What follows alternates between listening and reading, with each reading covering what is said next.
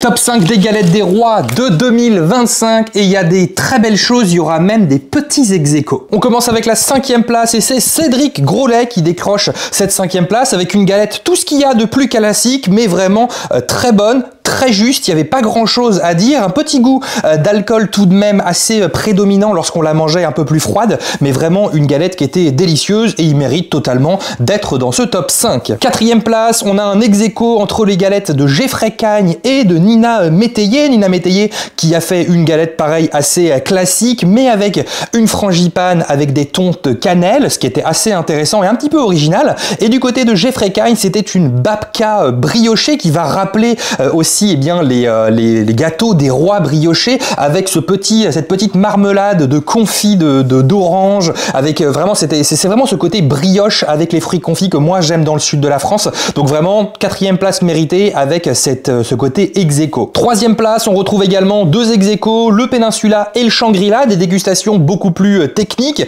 Le Shangri-La avec cette espèce de pâte à croissant assez briochée et ce côté très chocolat, caramel, amande caramélisé, donc délicieux, mais on s'éloigne un petit peu de la galette des rois. Pareil du côté du Peninsula, on s'en éloigne un petit peu, mais on reste pourtant sur une dégustation qui était excellente et surtout extrêmement technique, extrêmement pointue. Une réflexion autour de la galette des rois qui pourrait même s'apparenter à un gâteau des rois ou une pâtisserie pour l'épiphanie. Ça s'en éloigne évidemment, mais j'ai particulièrement aimé cette dégustation et c'est vrai que rien que pour l'originalité, j'avais envie de le mettre en 3e place. 2e place, on est sur Pierre Hermé, une galette chocolat et fruits secs torréfiés. Je la mets en 2e place, même si on a du chocolat et qu'on ne retrouve pas nécessairement de frangipane, à part une frangipane au chocolat, ne serait-ce que pour ces fruits secs torréfiés. Je trouve que l'idée est excellente et j'ai vraiment adoré cette idée de dégustation.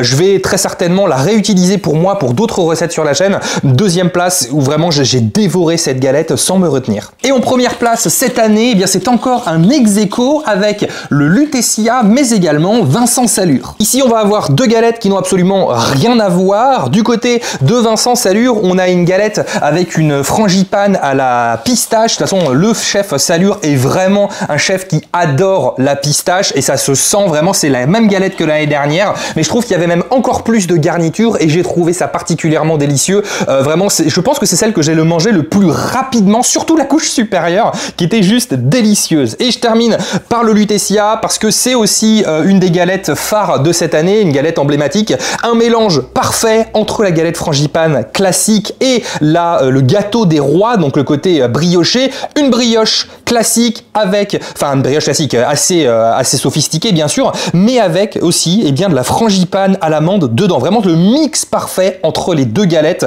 qu'on adore. Alors évidemment, c'est mon classement très personnel pour cette année. Il restera le classement des fèves parce que vous verrez qu'on n'est pas du tout sur le même classement pour les fèves. Je vous donne donc rendez-vous dans la prochaine vidéo pour parler des fèves et je caserai les couronnes avec, je pense, parce que elles sont sympas, mais elles sont pas toutes hyper originales.